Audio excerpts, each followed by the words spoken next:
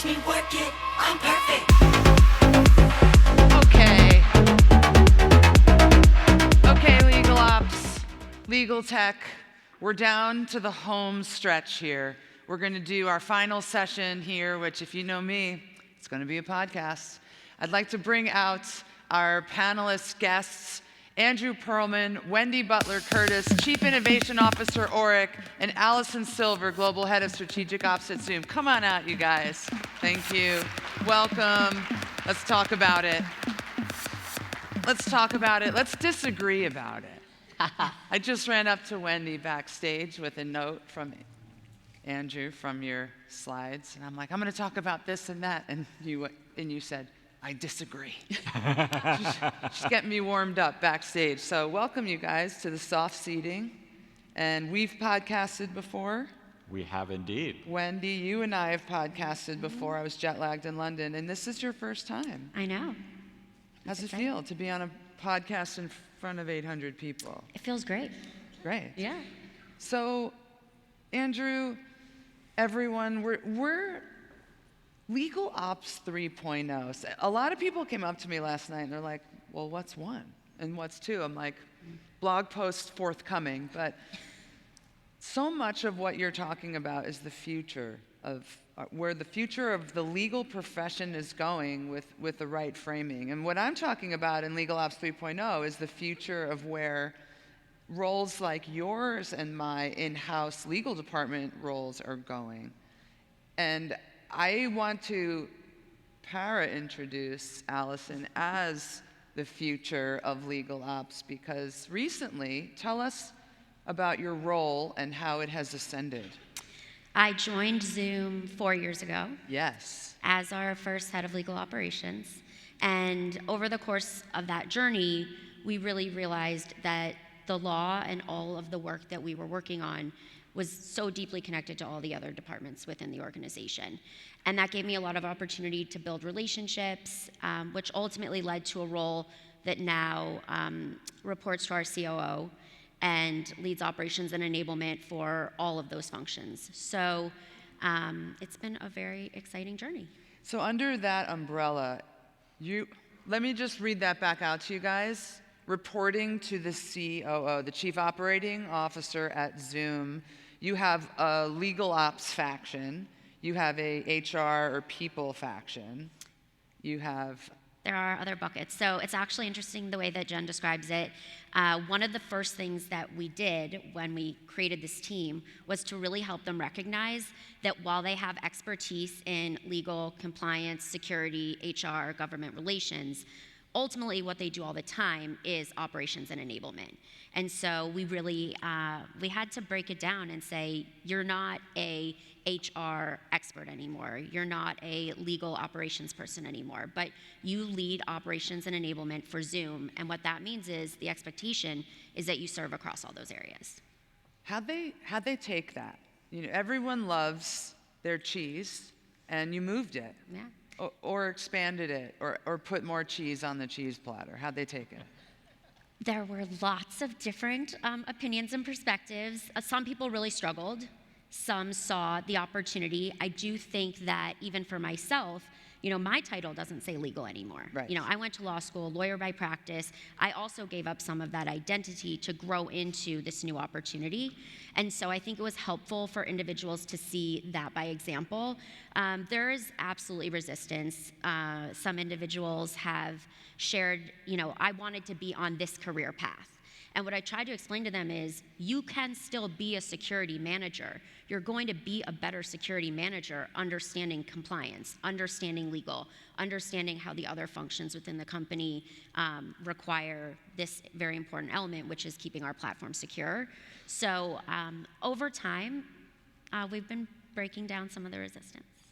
How about the emotions in there? Some feelings? Oh, absolutely. I mean, our work is a huge part of who we are, Yes. a huge part of our identity. Yes. Our titles matter. I love when people say that they don't. It's so not true. Lies. And so, you know, taking 24 people and moving them to a new department, changing what they're called internally, It was a struggle, but I also shared with them, you have autonomy and ownership in what that means for you. What you write on your resume is your business. If you want to add bullet points on LinkedIn and explain what operations and enablement at Zoom means for HR versus for security, what cross-functional leadership means for you, we're all empowered to tell our own story. Oh, I love that. And so instead of letting somebody feel like I'm defining their story because of what their title is, because honestly, how do you manage 24 people if there is no structure or organization or level parity? But they have the power to tell that story. I love that you give them some latitude as they turn out public face on a LinkedIn and say their bullets or their title or their paragraph at the top. Absolutely. As they need to from their POV. Ooh, I'm taking that one home.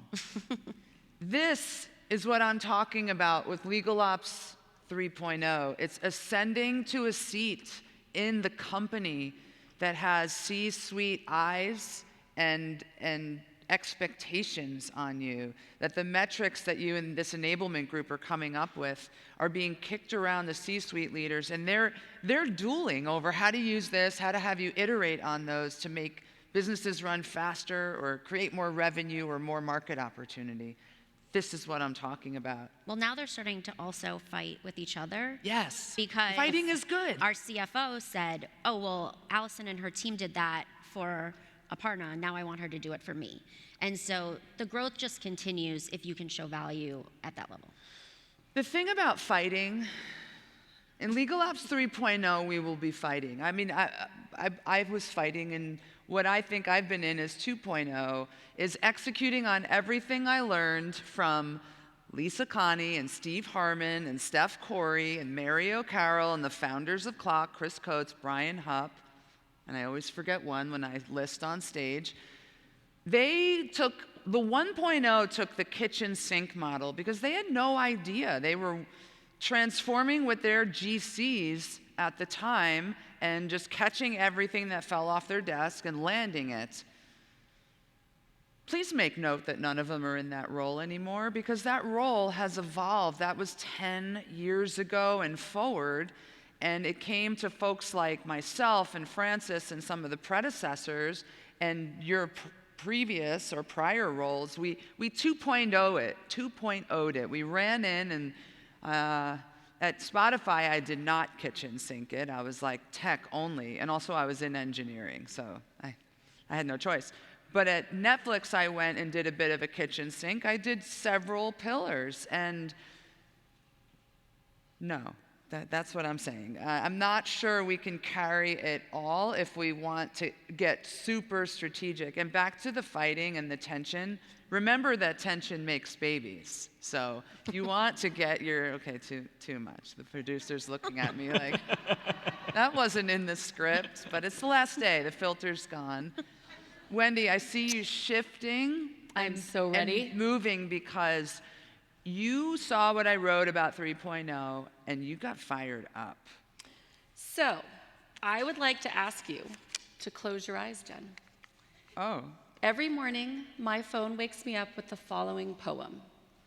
I came to win, I came to fight, to conquer, to thrive.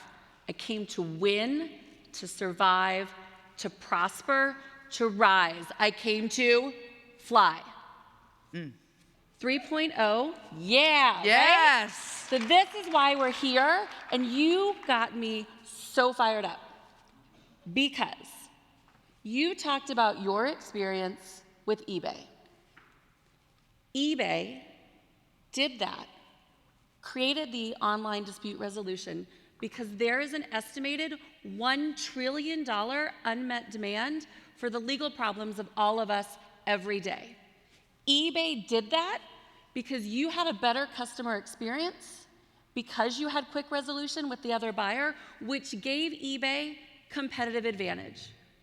Legal Ops 3.0 has to be not about keeping the company as it is today, but what's on the horizon and the strategy for the future, and legal is a competitive advantage. So I came to fight, I came to win, I came to thrive, I came to fly. Came to fly. Can you call me every morning at 7 and give me that in a pep talk? There's something with the Wendy Butler Curtis spin on it that gets me really, really pumped. But I've been talking about launching all week in space travel. I recently podcasted with an astronaut, and I hung out with her all day, so I'm sorry. But you'll be hearing about space travel all year. But I'm flying with you three right now because you get it. You have validated this hunch I've been on. You were the first one weeks ago after I posted that blog post. I was with you the next day, and you went like this. That's it. That's what I'm doing. Andrew, can you tell us, you know the legal ops history very well. You walked us through it. What do we have to stop doing? Can you give us some advice as legal ops people to stay in orbit and ascend and focus on these strategic imperatives inside the company? I think I wouldn't tell you what to stop doing, but what I would tell you is to be cautious about. Yes. In any new field, in any new, you might even call it a profession in legal ops, there is this tendency to concretize what we have done, and for us to develop some of the blinders that we have long criticized the rest of the industry for adopting. And I think there is a tendency, and there is a possibility, that as legal ops develops as a field, that it could happen to legal ops as well. That is, that we could develop a way of thinking that is the way we've done it in the past. Yeah. And we can't lose sight of the adaptability and the flexibility and being open to new possibilities going forward. I think that it's what's made CLOC so successful. It's what's made so many people in this room successful, including the three of you. But there is a risk that as the field evolves, we will lose that entrepreneurial spirit. And if you look throughout almost any field, you see that happening. There is a development, and this is Clayton Christensen's stuff, The Innovator's Dilemma, that once you have innovated and you become kind of part of the framework, it's very hard to continue to innovate. So I guess my primary advice would be to be wary of that, to be careful about it, and not to lose the innovative spirit that got CLOC off the ground to begin with. Sage advice. We need to innovate another framework and a new framework. And that's what we're pushing towards in this whole conference, and feedback I'm hearing, we're tapping on that right now. What's the next thing so that we can fly? And it's not to forsake the current frameworks in place. And like I said the other day, if you're new here and that kitchen sink model is working and you're taking the CLOC Core 12 and applying it, great. But we're extending the spectrum here and adding new framework so that you can triple down on technology inside the legal department, which is probably my biggest thing. That I've done 4 in-house runs, 4 tours through in-house. And the 2 where legal tech started inside legal under a GC, we were soaring.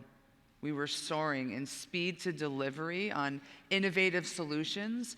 At Netflix, my team invented a solution that's changing how a certain deal gets done in Hollywood. At Cisco, we invented and coded e-signature and things because there was no such thing yet as DocuSign.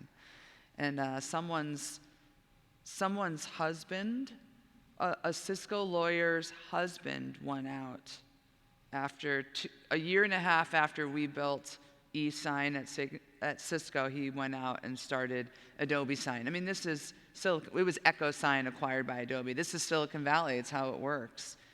We were flying in advanced ways in legal ops there, and I'm worried that if technology can't be in there for a few years foundating, that we're not going to get the speed. You're nodding, you're feeling it.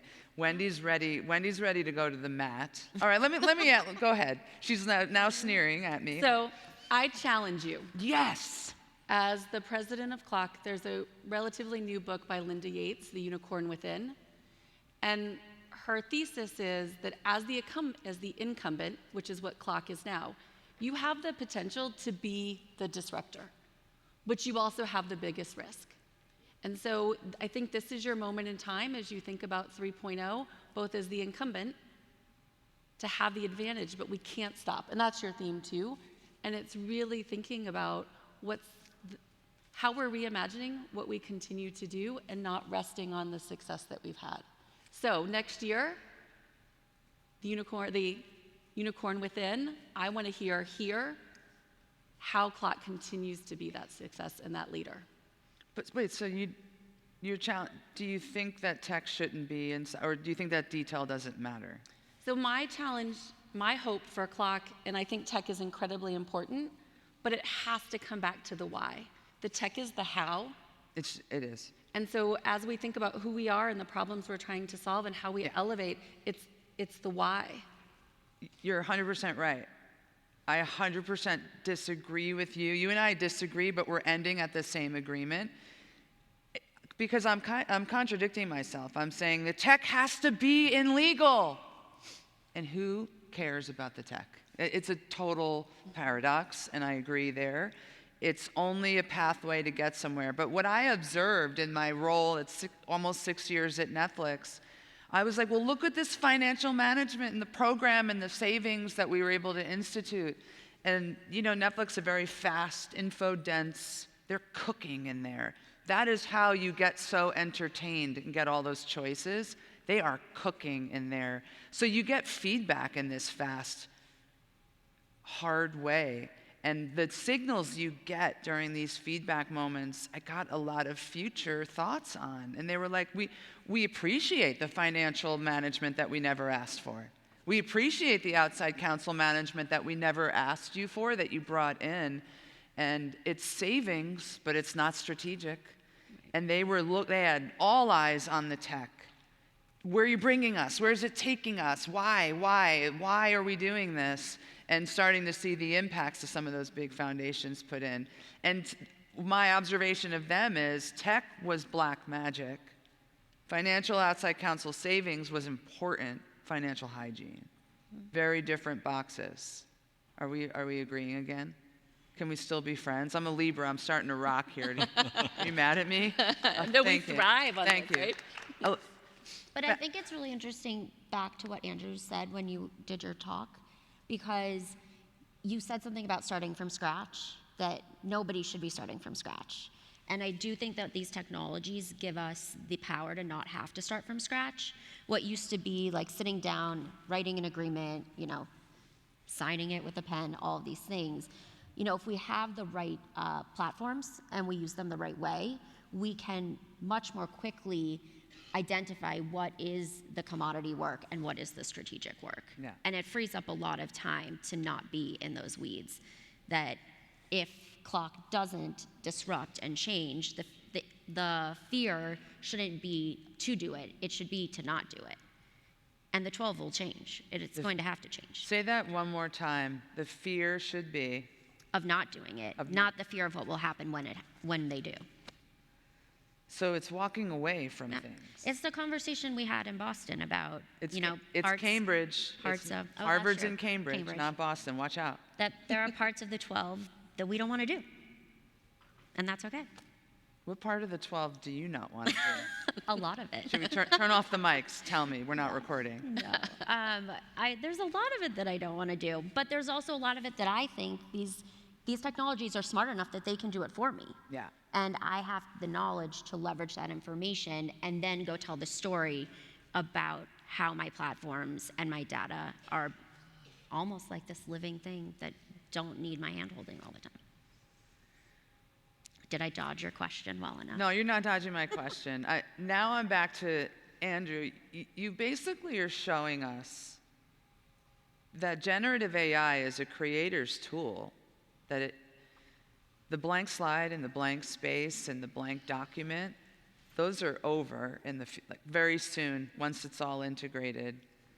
But then you guys are also telling me, and we've heard it throughout the week, and Andy, you just said, we have to wipe our job slates clean, not completely, but take on new scope. Should we ask generative AI what we should do next?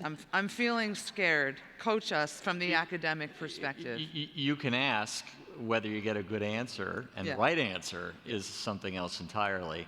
I do think that that's the future, but there are so many cautionary notes.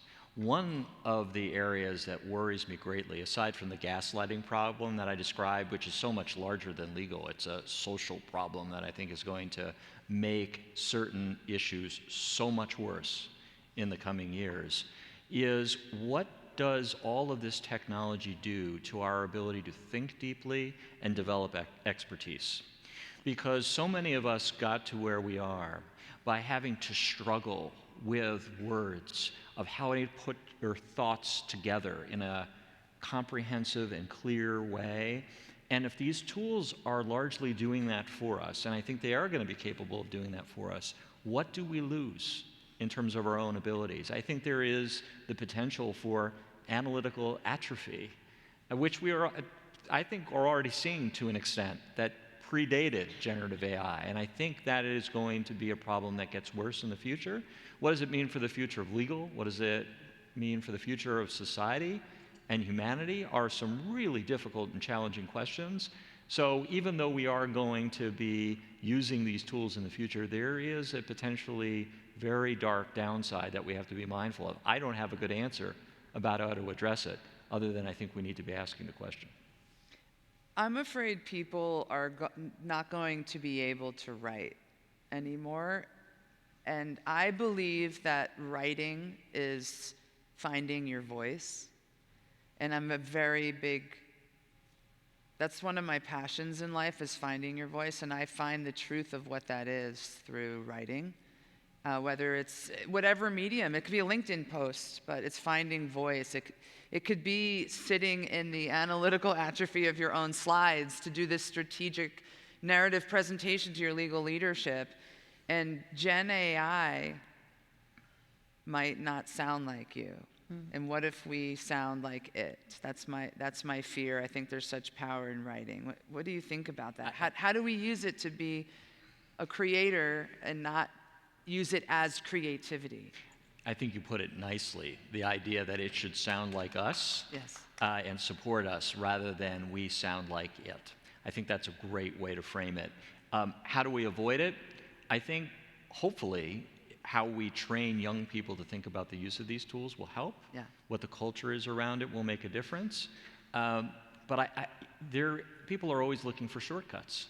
And if it's quicker and easier and cheaper to create slides using generative AI with very little input from you, even if it doesn't sound like us, people are going to do it. If you have to write a paper or a memo or a document, and it's just easier and faster to let the generative AI tool do it with some minor editing from us, we're going to do that. And there is a real risk. Now, the question that I have is whether we can nevertheless develop the level of expertise, that analytical sharpness, that development that you have described from writing, whether we can do it in other ways. And you suggested putting together a coherent presentation can be a potential substitute for that, or how maybe the focus is on editing rather than in drafting, and that we develop our expertise and the analysis skill that we need through the editing of documents and information. Maybe that's the way forward, but I think it's still very much an open question. One of my former colleagues at Netflix was talking about his friend Katy Perry. I mean, the people I got to work with in Netflix. And how when she goes to write a song, she's writing the song, and she's laying out the structure, and she knows the hook that she wants to talk about. It's name of Katy Perry song, Firework. You don't go to Gen AI and go, give me a hook. She had that, and she had the whole song written, but she can use generative AI to find a synonym for a phrase, for a line. When you're writing a song, you often have gobbledygook, as we artfully call it, filling in a syllabic shape of the lyric, and then you start to find words, like find me words that have an in 4 syllables, find me a synonym of this, or give me all the adjectives that are about explosions, and she'll find a word, but not the whole song. I agree with you, and there are ways in which these tools, I think, will fuel creativity and enhance creativity. Some of the images that I was using in my slide deck will be no surprise that I created them using generative AI tools. I had visions for what I wanted those images to look like. It suffices to say, I have zero artistic ability. And I would never have been able to create those images without having that tool by my side. So there are ways in which I think there are possibilities here that will foster creativity and enable us to think in new ways and be able to create new content that we otherwise wouldn't have been able to do. So there is that promise as well, as, in addition to the downside. This is my hope, that it fosters creativity. I feel there is a lack or a dwindling of creativity in the workplace. It gets crowded out by intellectual brain and deadlines and calendars, and people get frozen. And they think, I'm at work, I can't be creative. And meanwhile, that's all I am at work, is creative. And I harness it through career. But then we're backstage talking. I'm telling you that I want to write a book. And I'm doing some writing right now while thinking about my next place of employment. And you asked me, will you use generative AI to do some of the writing? And I was like, no, of course not. I'm analog. I live in the 1970s of writing. I live with a writer, and we're gonna do it ourselves, one word at a time. But I said to you, I need to get the voice out first. Maybe the second book, I'll feed it my first book. And then the LLM will go, I know this one. She's a firework. Wendy, coming back to you in our last minute here and wrapping us up, you're at one of the largest, most influential law firms on planet Earth, leading innovation in a group of propeller hats and technologists and strategists and data crunchers. Tell us about the roles you see coming in this new future with all of the tech under the hood here, and how you'll be upskilling and creating new futures. As we think about the roles, it's really influenced by everything that you've talked about. And it's as much about agility as it is aptitude. Yeah. And as I hope I get to work with all of you in different ways, and you're teaching the next generation, the thing that I worry about is not only losing our voice, but losing our confidence and our intuition. So we think about MapQuest. I can't tell you how many members of my family, including my father, who's a naval aviator who went to the Naval Academy, who was trained, right, to find his way around. He will only do what the GPS tells him. And he's lost his ability to look up. My children do not know a street sign or a street name in our neighborhood. So as we all work with each other, the creativity is within us, and I worry, but also as we've each talked about, that ability to pivot. That's going to be front and center. I could talk for hours about what the roles are, but that's the theme.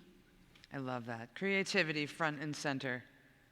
Well, everyone, this concludes our live podcast in front of an 800-person studio audience. Will you please give this panel a round of applause? Thank you so much for coming up here.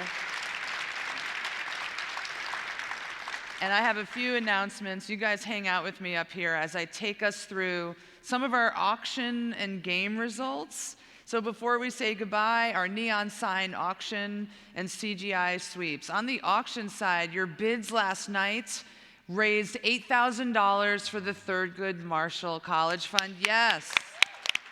Not bad for a 2-hour silent auction. The winners of the signs have been contacted by the CLOC team, and we'll get those shipping out to those folks. Amazing. And for the results of our CGI sweeps, in third place, we have Latrice Johnson at Palo Alto Networks. Congratulations, Latrice. Hope you're out there. Hope your voice comes back soon. I heard Latrice last night, and there was nothing left. Janice Cox at Lear Corporation is our other third place person. Thank you, Janet Cox, for the sweeps. In second place, we have Anna Williamson at Retail Industry Leaders Association and Kelsey Bertreau at DigiCert Inc. And our grand prize winner, Catherine Caspro at Palo Alto Networks. Congratulations, Catherine. If you're here, if any of you guys are still hanging around, check in with the CLOC team at registration. Grab your hoodies. Everyone, on behalf of the CLOC Board of Directors and staff, thank you all for being a part of this amazing Global Institute.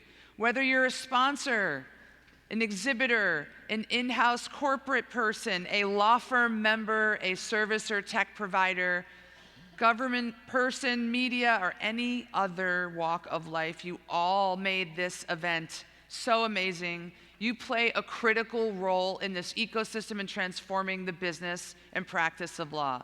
It's been amazing being with all of you. I hope you've learned at least one new thing and come home with 5 new contacts in your iPhones to take home and call when you're in a jam and need to learn how to do things. Because as we all said, we're still learning and figuring and creating the path forward. Until we meet again, everyone, CLOC Global Institute, online or in person, I'll see you out there, see you on LinkedIn, and please enjoy, as a closing reel, a few scenes from our time together. Thank you.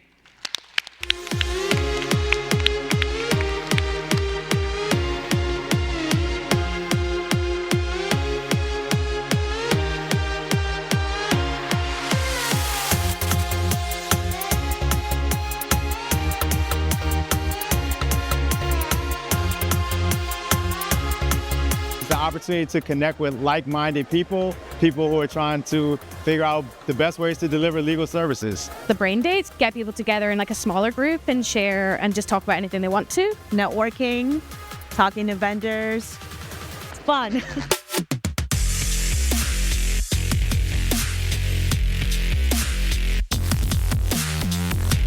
Get your clock on. Recharge. Get your clock on. Okay, let's go. We respect the law around here. We have had so much fun learning and recharging, and we just want to say, get your clock on! Mama said clock you out.